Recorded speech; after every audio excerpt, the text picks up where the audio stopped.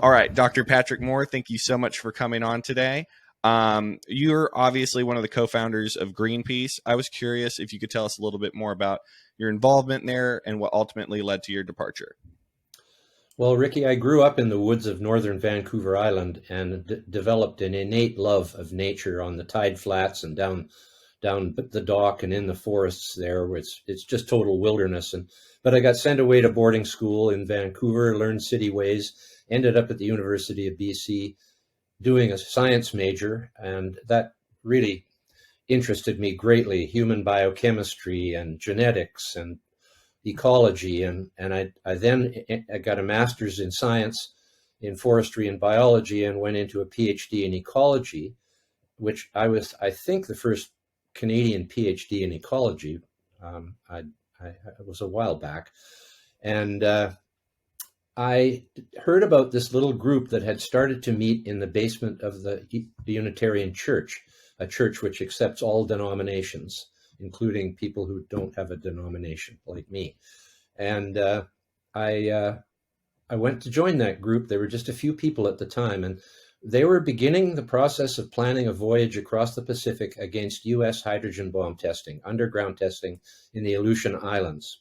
So we sailed a boat, a little 85-foot halibut boat, across the North Pacific, got arrested by the Coast Guard, and made Walter Cronkite's Evening News. And the rest is history. Tens of thousands of people were marching in the streets. The borders were closed down between Canada and the United States by people coming from both sides and joining hands. And President Nixon canceled the remaining hydrogen bomb tests, and that was the end of underground testing of hydrogen bombs through the United States. Then we took on French atmospheric nuclear testing. We were called the Don't Make a Wave Committee in the beginning because there'd been an earthquake in Alaska that had caused a huge tidal wave. And so we were saying that maybe this hydrogen bomb would trigger a tsunami, which it didn't, but it killed a lot of sea otters, hundreds of them. And there's video of this blast. It was underground, but the whole surface of the ground moved up, and like amazing the power of this thing. It was a mile deep in the ground, and it just rattled everything on the surface and killed a lot of animals in the ocean. But that was our first real victory. And then we ended French atmospheric nuclear testing in the South Pacific. And then we went on to save the whales. And I was on all four of the Save the Whales campaigns into the Pacific against the Russian and Japanese harpoon boats, 1,000 miles from land, just in our little rubber boats getting in front of the harpoons. And the one shot that my friend Fred got on his camera was showing the harpoon. Then the harpoon was fired. He followed the harpoon over the heads of the people in the little rubber boats and into the back of a sperm whale. It was like about a 5-second clip. And within a few hours after bringing that clip into San Francisco and giving it to the TV people, it was around the world. And so we saved the whales. And those voyages resulted in the end of 30,000 whales being killed every year in the Pacific. And right now, I mean, it's an interesting whale controversy going on now. The National Oceanic and Atmospheric Administration has given the windmill people authority to do sonar all across the Atlantic coast of the United States, where 1,500 wind turbines are planned. And coincident with this, there's been a 400% increase in dead whales washing up on the beach, including the highly endangered North Atlantic right whale, of which there are fewer than 400. And it is feared that they are declining now after having recovered somewhat from being hunted to near extinction in the 1930s. There's also a large number of humpback whales there.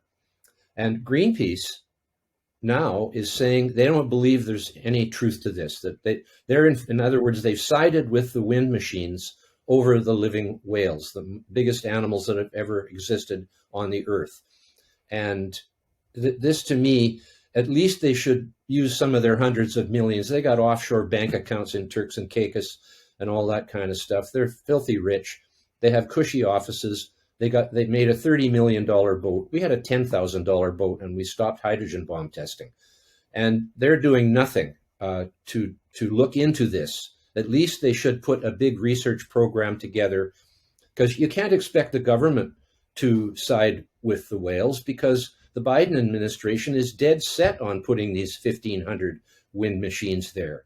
They're ridiculous contraptions. They only work about a third, certainly less than half the time. What are you going to do the other half?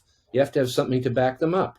And so you still have to build big plants, because when the wind isn't blowing, you still have to provide 100% of the electricity that the cities and the industry needs. So they're completely stupid. It's just a big boondoggle for public money going in. Our money is going into these wind machines, and they just are not worthy at all. Same with the solar. And billions and trillions of dollars are going into this. And Germany now has triple the price of electricity it did before it started building these machines. The United States is just following the same stupid pattern. So anyways, I'm on the side of the whales. And the Greenpeace spokesman said, quote, that they don't believe there's any proof that the sonar is involved in this at all. And I agree with that. It's pretty hard to get proof of something like that underwater. I mean, they would need to put a big program in effect, because it's true that whales do get tangled in fishing gear and do get struck by boats. That's one of the causes for their injuries and death. But on the other hand, it's a 400% increase in whales washing ashore dead without anything changing much except for this sonar program. And then they're going to put 1,500 huge concrete bases sunk into the sediment in the bottom of the sea, which is going to just muddy the whole of the place for a long, long time while they put these in. And these whales are both baleen species, the humpbacks and the right whales. So they sieve their food through their baleen. They don't have any teeth. And that's the way, so it's sort of like a strainer. And strains their food. They take in what they want and eject what they don't want. But if the water's all filthy and muddy, like it isn't normally, that could easily have a negative effect on them. Besides which, these things are basically in the end useless. My motto for them is, may they rust in place. and I think that's what's going to happen to them eventually, because it will be recognized one of these days that it's impossible to have wind and solar with batteries to run the whole of civilization. It just isn't going to happen. And the whole net zero thing is a hoax. And these people, they haven't made any calculations of the technical or economic feasibility of this. And it's not technically feasible, and it's not economically feasible. So they just shouldn't do it and leave the whales alone. Oh, the Greenpeace guy said what they should be doing is creating ocean sanctuaries. Well, how about putting one where these whales live? That might be a good idea. That's really quite a contradiction to say we don't need to worry about this. It's not going to, the whales are fine, and then put 1,500 wind turbines there that weren't there before, and all the construction and everything that goes along with that. It's bound to disturb their habitat. No, absolutely. I do have a question in regards, because it doesn't sound like you're a big fan of wind and solar. I'm pretty much in the same boat. Like you said, they just don't seem to work nearly often enough as they should. But I was wondering what you believe to be the ideal ratio of energy sources. So nuclear, fossil fuels, wind and solar, things like that. Where do you think the distribution of those things should go? I have had a solar home in southern Baja, Mexico, where the sun shines over 300 days a year for 23 years now, because there's no wires into this town. It's a little place called Cabo Pulmo on the Sea of Cortez. And it makes sense to use solar where there is no grid. If you're off grid, that makes sense for individual homes, but in Baja, nobody has heat. So, that's a big part of people's energy consumption, where it's cold enough that you need to have your heat in your house. And that includes most of Canada and the United States and all the European countries. So to think that you can do all the heating and we have hot water, but it's with gas. It's not with electricity. And a lot of everybody has propane there, because there is also no natural gas line into this community. But, right now there's people saying we should ban gas stoves and use electricity to cook our food instead. Well, a lot of that electricity is being generated by gas, which is only about 50% efficient, whereas a gas furnace is 90% efficient. So when you put an electric stove in your house, you're going to end up burning as much or more gas as if you just put gas in your house. And they are completely misguided in the direction they're going. Well, anybody who says we should end the use of fossil fuels in 20 or so many years has got to be, half brain dead or more, because that isn't going to happen. I mean, if we were to electrify all the vehicles, you'd need twice as much electricity. And at the same time, these guys are making it so there's less electricity. It just doesn't work in plain arithmetic. Wind and solar are essentially useless compared to the other three main types of generation, which is fossil fuels, hydroelectric, and nuclear. So you ask what mix I think is right. It really does depend on the resources you have to some extent. Brazil has 80% hydroelectric.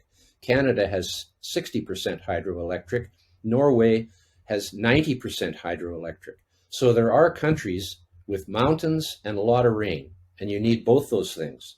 Just mountains, there's no hydro. Just rain, there's no hydro. You need elevation and a lot of rainfall. And British Columbia happens to have the second largest assemblage of mountains in the world after the Himalayas.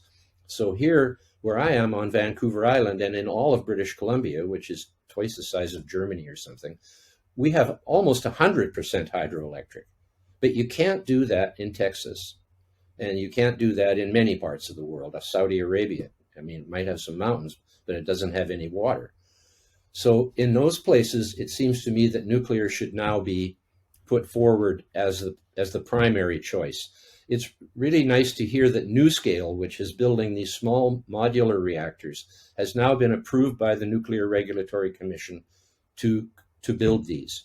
What they mean by modular is they're not built on site. They're built in a factory, sort of like mass production. So there's an assembly line where they're being built more than one at a time.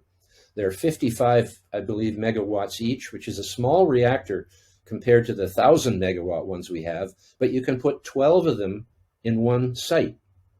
So all of a sudden, you're up to a pretty good sized power source. And this is hopefully what's going to happen. The problem is people have been scared about radiation. There's campaigns trying to scare people about radiation from nuclear reactors. There's nearly 100 nuclear reactors operating in the United States 24/7 for pretty much the last 50 years, and no one's even been injured by them, never mind killed. So they are one of the safest technologies we have, and they do reduce the reliance on fossil fuels. And the reason I think we should reduce our use of fossil fuels has nothing to do with CO2, which is a purely positive factor in the environment. It's what plants eat for their food. And it's what's making the forests of the world grow faster than they were when CO2 was so low. That's the irony of this thing, is that CO2 is lower now, even with our addition of additional CO2, than it has been for virtually the entire history of the Earth. When dinosaurs roamed and huge forests began to grow, CO2 was 5 to 10 times higher than it is today. And the Earth flourished. You just can't argue with that. But they're looking at like the last 200 years as if we have destroyed the planet with our CO2 emissions. It's completely incorrect. So the reason I'm in favor of reducing fossil fuels is because they are a limited, precious resource. And if you can do it with something else, and nuclear is the something else, if you don't have hydroelectric, and if you do have hydroelectric, I would say choose that first because it's clean. But these people are against dams. They're like as if there's too many lakes in the world. There are actually way more valleys than there are lakes. And damming one valley or two is not going to destroy the environment. And not only that, people like living around them. They have waterfront that they didn't have before. No, absolutely, for sure. And so that's my position, is because we could reduce fossil fuel use for energy consumption by 50%, especially for electricity. Hydro and nuclear produce electricity, and therefore they can replace fossil fuels, which is coal and gas. I'm not saying we should do net zero. That's stupid, because in fact, transportation by an airplane is pretty hard to do with nuclear energy. You know, you can't put a wire to an aircraft and have electricity going into it to fly. So that's where we should use the fossil fuels. And the same with heavy transport. Although all the trains could be electrified, you know, all the ships could be nuclear. There's Russia has 6 nuclear icebreakers in the Arctic, in an environment where, you know, you have to be careful, and they're doing fine. There's 6 nuclear navies in the world, and if you can take a submarine underwater for 3 months with 100 nuclear missiles on them, run by nuclear energy, you can run all the big ships by nuclear energy if you wanted to. So these options are open, but the wind and solar is a complete waste of money. If we would take that money and put it into converting some of the electricity into nuclear and hydro instead of fossil fuels, that's where it should go. You said something about a month ago when you and I were talking, and I thought it was great. You said something along the lines of all the wind and solar equipment should be required to be built in a facility or something that is powered by wind and solar, because it would never get built. Precisely. I believe that they should prove that wind and solar can construct themselves, because they're saying to end fossil fuels. What do they think they're using for fuel to mine all of these materials? You know, the amount of concrete and steel and plastic, fiberglass, that goes into these huge machines is incredible. They use like 1,000 times as much concrete as a gas plant does. And concrete also emits CO2, because you're taking calcium carbonate, limestone, and slaking it and turning it into calcium oxide and emitting CO2. So you cannot make wind and solar machinery without emitting CO2, unless you tell them you have to make your own energy. So your windmills have to build your windmills. That would get rid of them in a real hurry. Because really, most of this is being fueled by what they call crony capitalism, where big industry is getting tax breaks for investing in wind and solar, so they can write off their fossil fuel consuming part, like jet engines, for example. They can write that off. And so there's people making money on this that is not deserved, because the wind and solar is much more expensive than fossil fuels, hydro, and nuclear.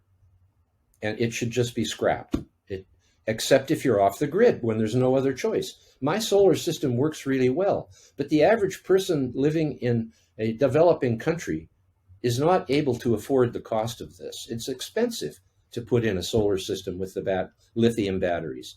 Just the batteries that are running a house that has no heat requirement, where you have a fridge and a freezer and lights, is about it.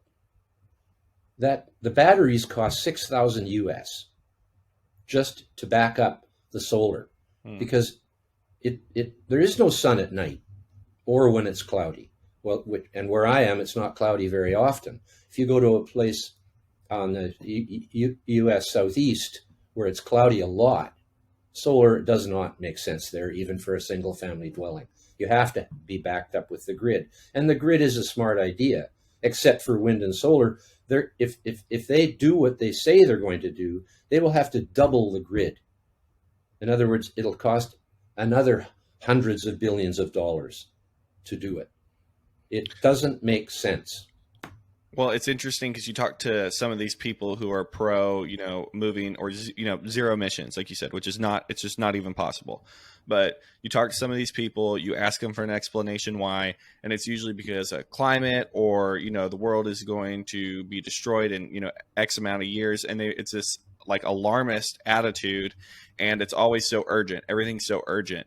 And it's like, okay, well, if this is an urgent matter, moving to wind and solar is going to take a lot of money and it's going to take a lot of time because you can't put the plants like where the wind and solar farms are. They've got to be far away from the city because you have to have land for it. So you've got to, transport it from there all the way to the city to actually get power over there. So this takes a lot of time, it takes a lot of money, and it doesn't work all the time.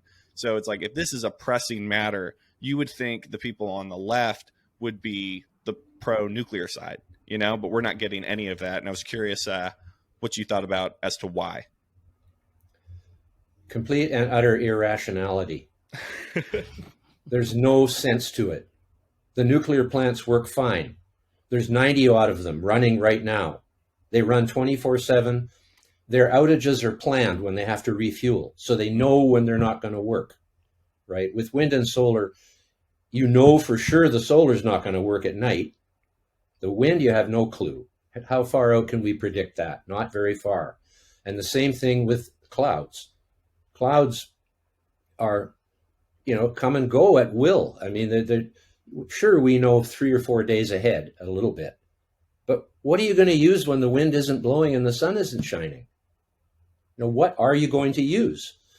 So if you say nuclear, well, actually, the nuclear runs 24/7. So why do you need the wind and solar? Especially when it's more expensive than the nuclear. It's harebrained. It is the result of people who know nothing about science, technology, or economics. They just have this, dream of some kind. It's totally irrational that we are putting this kind of money into wind and solar. The other this is really a Western thing too. Like China has done a lot of wind and solar, partly because they're producing most of the solar panels in the world. So all they have to do is add 10% more onto them and they get theirs for free, right? They've got a really good thing going for themselves there. But on the other hand, their coal consumption continues to increase. And their coal consumption is greater than any other country's by far. Whatever the United States does in wind and solar is going to be offset more than, it isn't going to make any difference, in other words. Besides which, the CO2 is positive. The CO2 is positive, and it's never been lower than it has been for the last millions of years. It's gone down and down and down and down through the history of life. It's all there for anybody to see. But everybody's just thinking about from 1800, which is like not a million years ago. It is not 100 million years ago, and it is not 1 billion years ago. And we know the numbers that far back from marine sediments. Marine sediments in 1958, the International Geophysical Year, they started taking deep ocean cores on the bottom, and through various isotopes in those cores, they can tell a lot about what the climate was like, what various elements were, oxygen, CO2, etc., back in those days.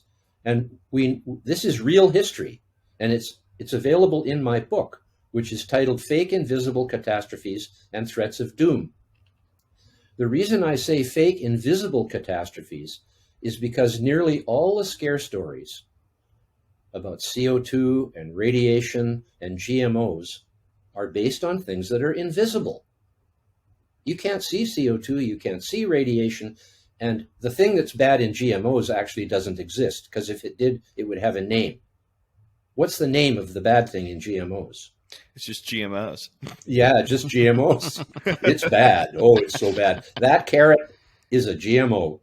It's just ridiculous. But radiation and CO2 are real things, and they can make up any story they want about them, and no one can observe for themselves if it's true. That's the deal with invisible. Then there is remote. That is why polar bears and coral reefs are the icons, because they are so far away from anybody's visibility that they can make up any story they want. When in fact, polar bears have grown, nobody ever talks about the treaty that was signed by all polar nations in 1973. Like, that's not very long ago. I was actually born before then. As a matter of fact, I was on a whale voyage in 1973. In 1973, they all signed a treaty ending the unrestricted hunting of polar bears. That is why the population was declining, because too many people could now afford to go up to the Arctic and shoot bears and get a rug for their living room. So they made this rule that it's Now, some countries banned it altogether. Russia, Norway, for example. Canada allows a few bears to be hunted, a very small percentage of the population, as long as you use an Inuit guide. So it gives the people living up there full time some income. Whether you like that or not is up to you. But that's what Canada did. The United States and Alaska, I'm not sure exactly what the protocol is there, but there surely isn't very much hunting of polar bears going on anymore in this world. And their population has grown from somewhere around 8,000 to at least 30,000 and maybe as many as 50,000. Today, the Inuit people who live in the Arctic think there's too many of them now because they're coming in and ransacking their houses and even killing people. So they passed a law that said it is legal now to defend yourself from a polar bear which is attacking you. It was actually illegal to kill a polar bear if it was attacking you before. So they made that law. Nobody has reported on that, though, just like nobody reported on the treaty. They just go on about how polar bears are going to go extinct by 2100. And but you're saying that's not happening. You're saying they're in such abundance now that you're allowed to kill them if they, come at you. Yes. Well, Okay. It's because they're in such abundance that they're spreading out more. I mean, they're looking for food. And so they'll look for food in your house if they get a chance. And, the polar bear is half again as big as a grizzly bear. And I think most people got a feel for how big grizzly bears are. They're big. They're very big. And polar bears are even bigger. The polar bear, the funny thing about the polar bear is they wouldn't exist if it wasn't for climate change. Climate change created the polar bear. They evolved from the Eurasian brown bear, which is the same species as the North American grizzly bear. When it was warm for the 200 million years before this ice age, that's the other irony, is that we live in one of the coldest periods in history of the Earth. It was the ice age before this one ended 250 million years ago. It had lasted 100 million years. I'm glad we weren't around for that. But we are around for this one. This is the Pleistocene ice age. And people, mistakenly think the Pleistocene ice age ended when the most recent glacial advance retreated. That was one of over 40 glacial advances that have occurred during the Pleistocene ice age, which is 2.6 million years old. Look it up. You're involved. You're a human being living on a planet that is presently in an ice age, and everybody thinks it's too hot. Go to the Arctic Circle and see if it's too hot. Well, actually, in the summer, it gets nice and warm up there, and then it goes down to minus 40 in the winter. That's no place for living things. Think of the number of species that are in the tropics and the number of species that are on the ice in Antarctica. It's not very many. And virtually none of them are plants.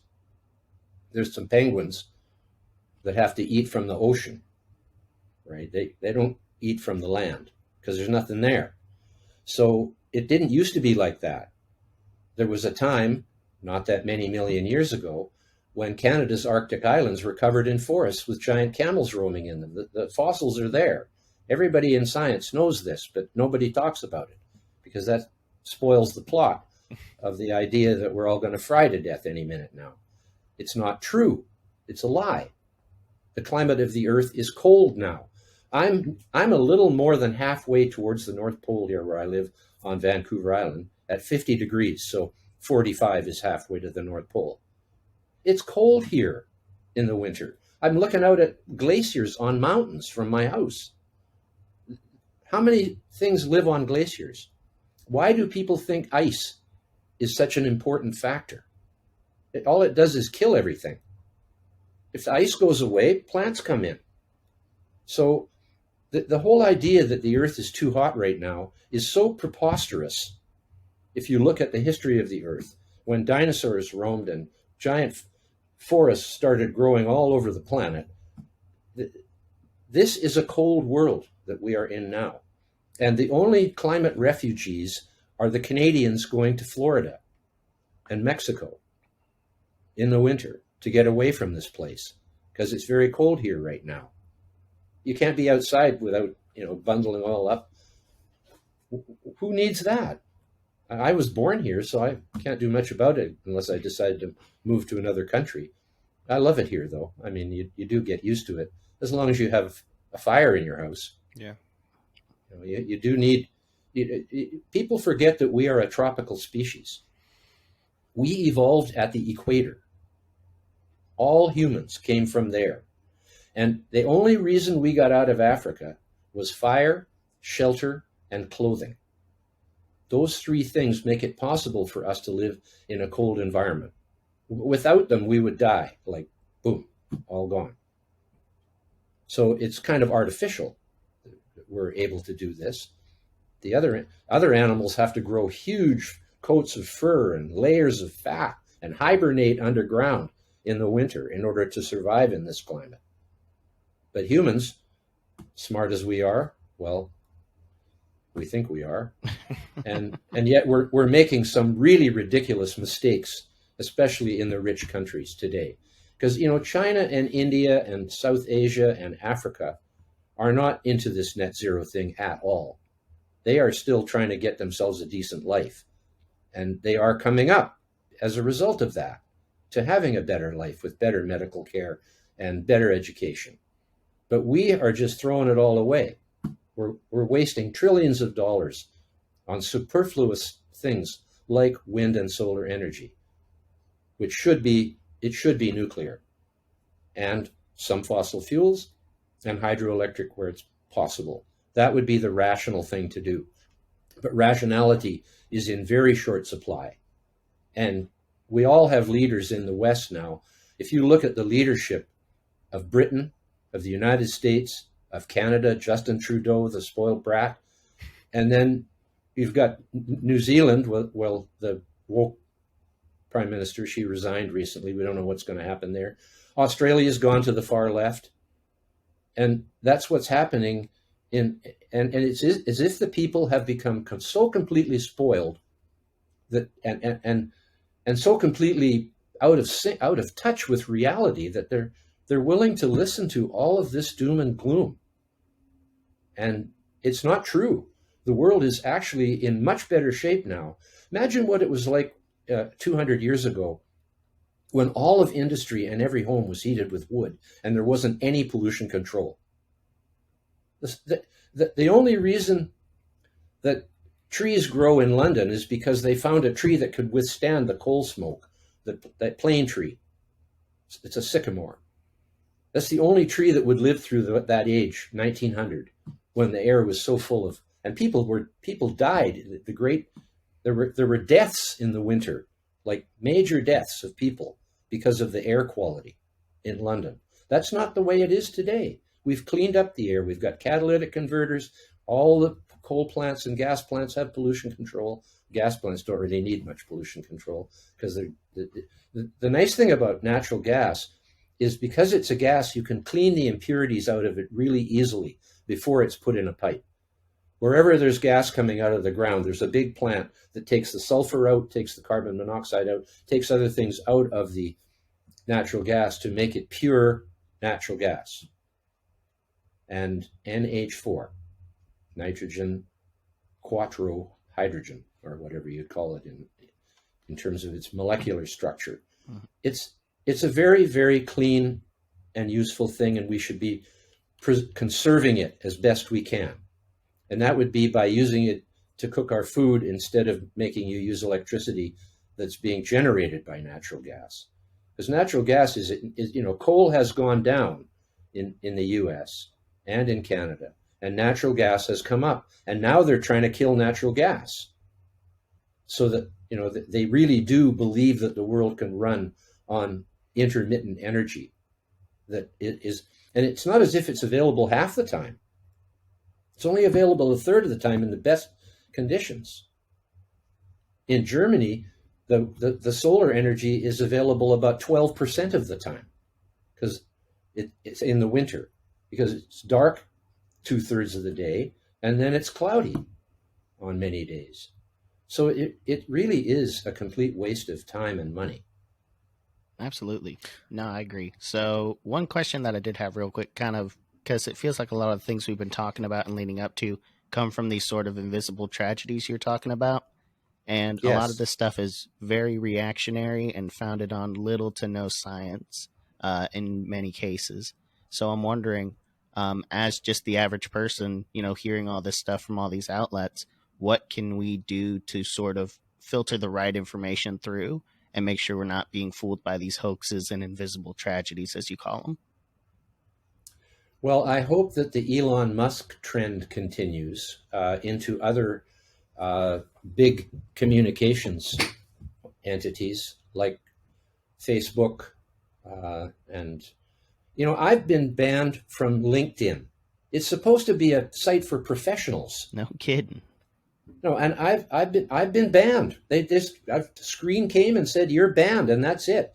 And we will let you know when we've considered it. They're not going to let me know anything. They're just going to keep me banned for good. Why would a site that's about discussing business, technology, economics, all of those things, why would they ban a person like me? Because they don't like what I'm saying. That's why. And they got the power to ban me. But hopefully, I don't know. I mean, 1984, George Orwell predicted that by 2030, the revolution would be over and we would all be slaves to groupthink and and basically canceled if you said something that they didn't like. And if you look at what's happening now, for example, the most Orwellian thing that's happening now is the largest collection of private jets to be in one place at a time is always at the United Nations Climate Change Program, the big meeting they have. That's where the most private jets go. They choose their location by whether or not they have a big enough jet port for private jets. They chose Paris and they chose Scotland. And oh, look at that. I'm looking out the window at a dozen swans with their goslings, the gray ones, out on the water in front of my house. It's too beautiful. It's great. The global environment is not as bad off as people are making out. Because, here's a good statistic. Western Europe and Eastern Europe, take all of Europe combined. About 200 years ago, because wood was used as the main fuel for everything, including making steel and glass works, and all the houses and all the factories and all the buildings are all heated with wood, the forests of Europe were reduced to less than 10% of the area of Europe. In other words, cut down. Today, 43% of Europe is forested, much of which is being used for wood production, but being reforested. That's why silviculture, the art of growing trees, began in Europe, because they were such a large concentration and they were the first civilization to industrialize heavily. And that's what the result was, because wood was their main fuel. And so they started using fossil fuels, and that allowed them to get the forest back again. What is wrong with that? I have a question on something kind of related to that, and it may be dumb. That's why you're on the show and we're not just sitting here talking, right? You're the person to ask. Okay, so CO2 is good. Like we need that. Is it true? It's true that trees emit CO2. Is that correct? No, trees eat CO2. Trees eat CO2. They do emit CO2 as well, because they also respire. They have digestive things going on, but they take in far more CO2 than they emit. So they're net emitters of CO2. We are net emitters. Sorry, they are net intake of CO2. Mm-hmm. We are net emitters of CO2. But we also some oxygen comes out when we breathe too, but not very much. Mm-hmm. We are pretty much just using oxygen and emitting CO2. We're the opposite of plants. So it's a perfect circle. We emit CO2, the plants use CO2, and now we're emitting CO2 with our industry as well as with our lungs. And so we have actually caused a considerable increase in the CO2 content in the world. And that has resulted in many places in a 30% increase in the growth of plants. Because plants were starving for CO2 before we started reversing the downward trend that had been occurring for hundreds of millions of years. This is a long, life has been around for over 3 billion years, but it didn't have much to say for itself in the beginning. It was all microscopic and unicellular in living in the sea. There was no life on the land until much later. But in the sea, 540 or so million years ago, multicellular life emerged. In other words, sort of jellyfish type things. And then they started growing fins and stuff, and pretty soon they came out onto the land. The insects came out and occupied the land. The plants in the sea turned into land plants. The animals in the sea and fish and salamanders came out and occupied the land like 300-400 million years ago. So actually, the land hasn't been occupied for anywhere near as long as the oceans have. But then when trees evolved, when plants learned to make lignin to combine with their cellulose and make these ginormous, beautiful stalks, that is when the biomass of planet Earth really took off. Before that, everything was pretty much on the ground. And when forests came, if you look at a mountainside with trees on it and think about the biomass compared to the biomass of the people living in the town, for example, there's quite a lot more biomass in trees than there is in people, like thousands of times more. And so the trees actually are what, and then the trees then create an environment for other plants to live beneath them. Plants that like the shade, for example. And whole ecosystems. Forests are the most important ecosystems in the world. Not that the other ones aren't important. But can I talk about forest fires for a minute? Because that seems to be something that's being blamed on climate change. Absolutely. Back in the day, even going back to the native peoples of Australia and North America and all over the world originally, if you're in a cold place and you have forests around you, every fall you collect all the dead wood and bring it into your community as for your fire. Therefore, the fuel load doesn't build up. The dead wood fuel load doesn't build up in the forest if you're using wood as your primary source of heat. And this went on until we started using fossil fuels. And now, and the native people did that here too, they also used fire to burn the grasses off when they died so that they wouldn't be a fire coming into, like when you're just living in a bunch of tents on the prairies, you don't want a grass fire coming. So they made it fireproof by collecting all the dead wood and burning the grass off. They used the fire stick, it was called in Australia, where they used this extensively. Today, they have a real problem with wildfires because they are not treating their forests right. A bunch of urban green politicians are running forest policy in most of the countries now. Although Europe, as I was mentioning before, with all its forests, they actually have pretty good forest management, and Canada has pretty good forest management, but the US, especially California and the woke folk down there, they don't think you should touch the forests. And also west of the Mississippi, so much forest land is federally controlled. The national parks, the national forests, the Bureau of Land Management lands, they're all controlled from Washington, where most of the politicians are east of the Mississippi. So they can make decisions about the management of the western lands, and their own constituents don't care because it doesn't affect them. So one of their decisions would be, let's just not cut any trees. We don't need to make any money from this land. And if you don't have any money being made from the land, you don't have anything to manage it with. And so they're just basically saying, just leave it alone. Well, all that does is over 20, 30 years, you have a massive buildup of dead wood on the ground, which under normal circumstances might be taken out by lightning. But we don't really want normal circumstances when there's towns all over the place that the fire can come into and burn down.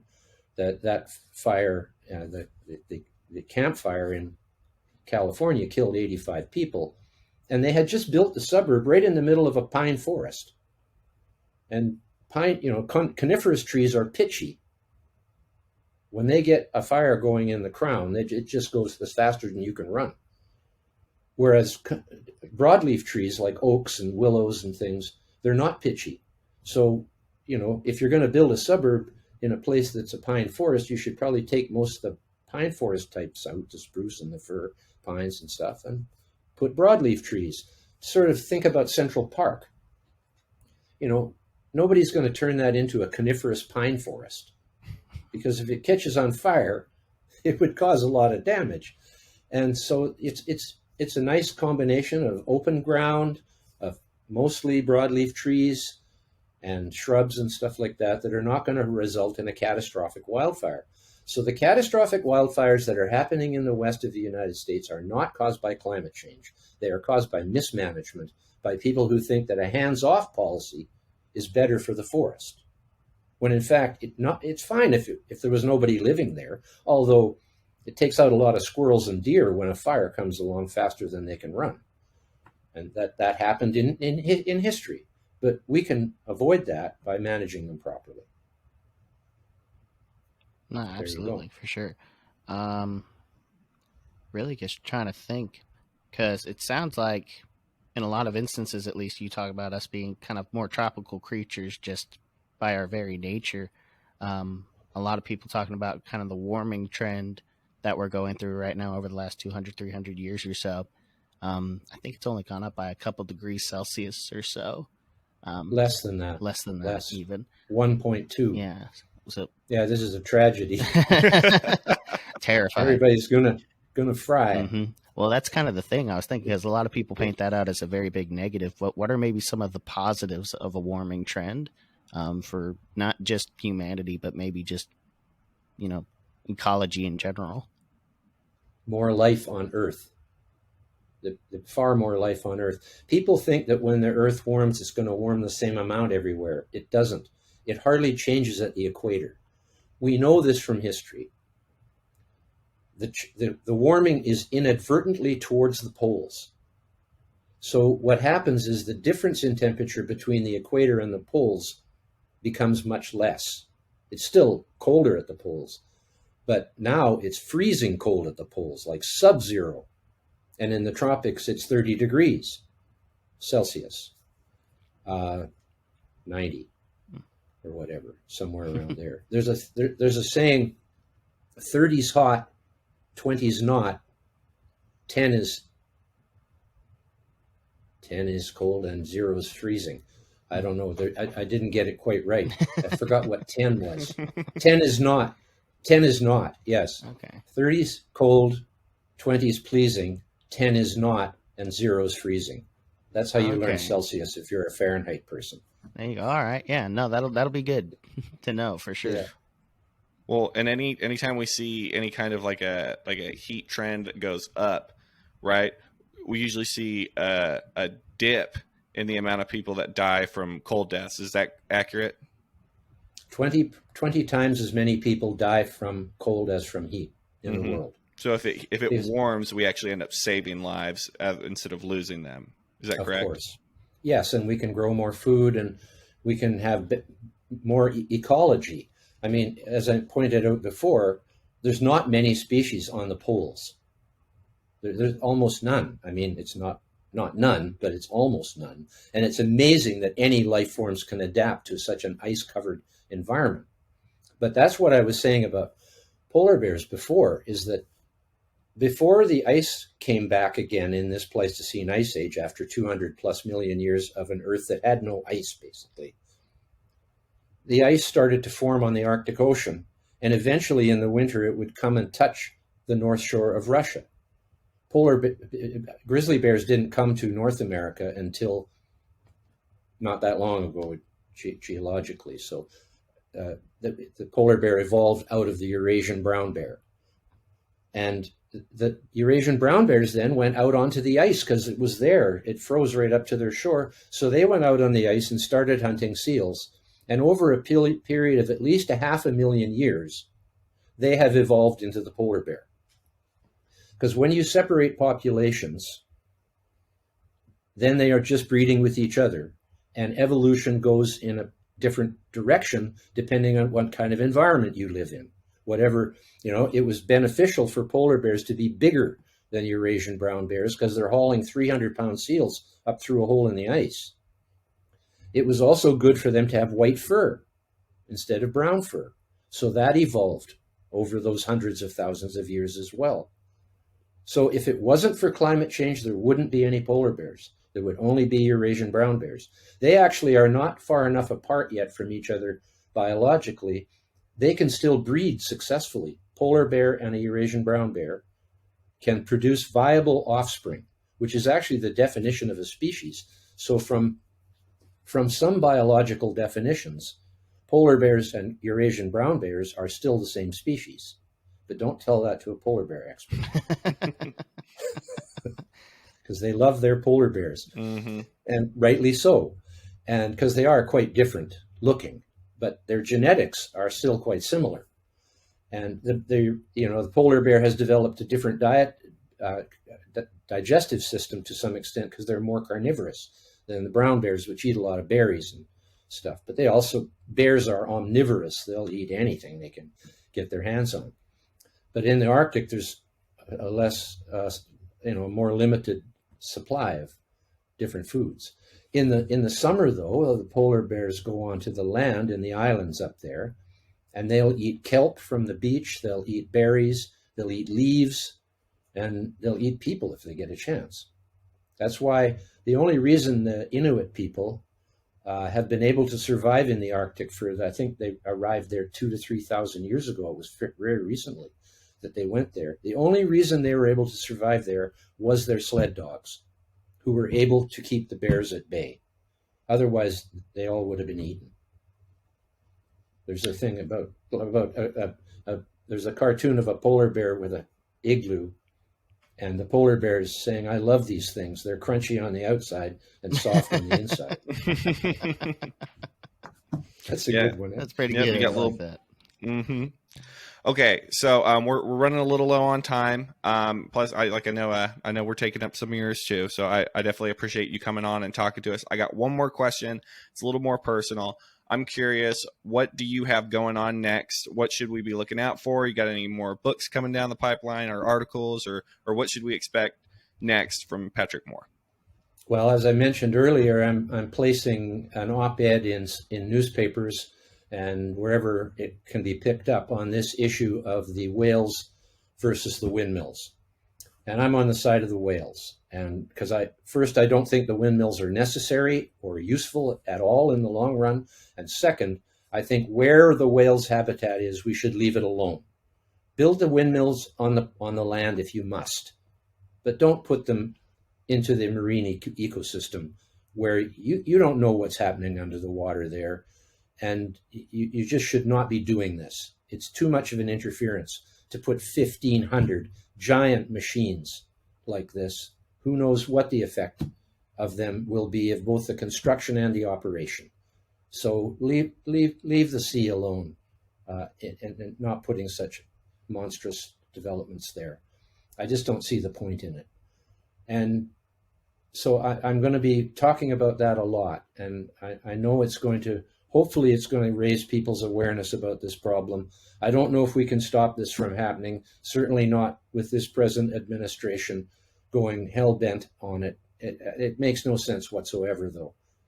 We really should move towards the small modular reactor concept. These designs cannot melt down. They are self-cooling. So even if they stop because of an emergency, that's the problem, is that the reactors that we've built before, they do require cooling water for 4 or 5 days after they shut down. And if they shut down in an emergency and there's no supply of electricity or cooling water, then you have the meltdown. That's not what occurred at Chernobyl. Chernobyl was actually a runaway nuclear explosion. None of our reactors could do that. They were designed in a way that's impossible. Russia built a really stupid design reactor and then did a stupid experiment. Chernobyl didn't happen during normal operating conditions. It happened when a group of engineers came to do an experiment on it. The other 3 reactors on that Chernobyl site continued to run, one of them for 14 years after the Chernobyl accident. They were not that stupid, but they were stupid enough that when the engineers did that experiment, by telling the operators to turn off the safety systems so the safety systems wouldn't interfere with their experiment, it blew up. Fukushima was a meltdown accident. And that was caused by stupidity as well. The Japanese built 4 reactors 8 feet above the sea level in a place where there'd been a 100-foot tsunami in the past. They knew about that tsunami. It was a long time ago, 800 years or something. But then now comes another one, 50 feet high, and just washed all the backup generators away. That was the second thing they did wrong. They put the backup generators on skids in front of the reactors with the fuel tanks on skids as well, so that when the wave came, it just blew the whole thing out. They could have put those in bunkers up on higher ground, had wires underground to the pumps, and everything would have been fine. Because first they had to shut the reactors down, so they had no electricity from that when the earthquake came. Then they got cut off from the grid because the power lines went down. Now they have their backup generators. The backup generators are in a place where a tsunami just washed them away. And that's why those meltdowns occurred. And then they didn't break the glass on the covers to let they let the hydrogen build up inside those big covers over the reactors until it exploded, instead of letting it out because the president said not to or something. So it wasn't a comedy of errors. It was a tragedy of errors that happened at Fukushima. None of that had to happen. It would have, if they had built it properly, because the other 2 reactors, number 5 and 6, were on higher ground. They weren't touched. And not that much higher ground. It didn't take much. But where they built them was absolutely insane. So as long as we don't do that, and as long as we don't build any more Chernobyl-style reactors, which they're still running inside Russia, the satellite countries that had Chernobyl-style reactors were required to shut them down before they could join NATO, that is, the Eastern European countries. But there's still 10 of them, I think, operating in Russia, and they work fine as long as you don't do what those guys did. And maybe they figured that out by now. Well, Patrick, thank you so much for coming on. This was a great conversation. I know I learned a lot. I hope everyone else ends up doing that too. Like I said, we're going to keep our eye out for that op-ed. But thank you so much for coming on. We appreciate it. Thank you, Ricky. Thank you, Jared. Fake Invisible Catastrophes and Threats of Doom is on Amazon worldwide. And you're going to enjoy it. And it's easy to read. It's not a big technical book. It's only 200 pages. It has lots of plates and graphs. And it's designed for people who are not scientists so that they can understand these issues as well as we do. Thank you.